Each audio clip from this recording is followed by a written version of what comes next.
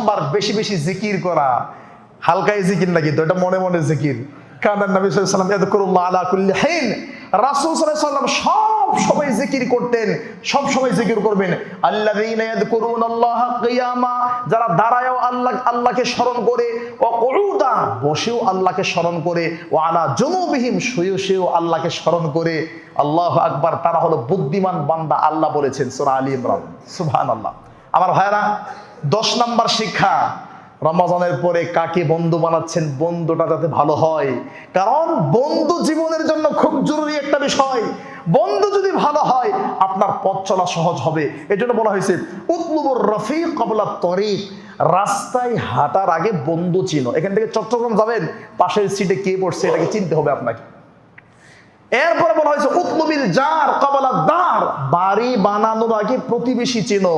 আপনার ত্রিমোহিনীতে এসে 2 কোটি 5 কোটি টাকা খরচ করে একটা বাড়ি করবেন, তার আগে প্রতিবেশী দেখেন, একটা মসজিদ দেখেন, যেখানে মসজিদ আছে কিনা, সহিহ আকীদা আছে কিনা, ভালো কিছু আছে কিনা।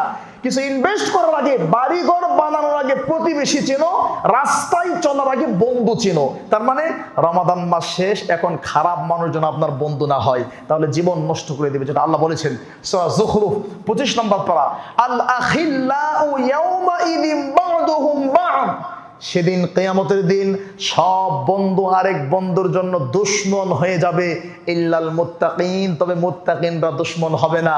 অর্থাৎ আপনি যদি বন্ধু বানাতে হয়, তাহলে রমজানের শিক্ষা, বন্ধু বানাবেন ইমামকে, মুয়াজ্জিনকে, ভালো মানুষকে, যারা মসজিদে সবসময় পড়ে থাকে, এরকম ব্যক্তিকে বন্ধু বানাবেন। কয় নাম্বার শিক্ষা? 11 নম্বর শিক্ষা।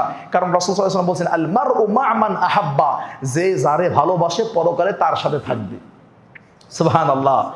রাসূলুল্লাহ সাল্লাল্লাহু আলাইহি ওয়াসাল্লাম বলছেন যে আল ওয়াহদাতু খায়রুম মিন জালিসিস সু, কারো যদি খারাপ বন্ধু থাকে তাহলে বাড়িতে বসে থাকা ভালো, ওই বন্ধুর কাছে যাওয়া দরকার নাই।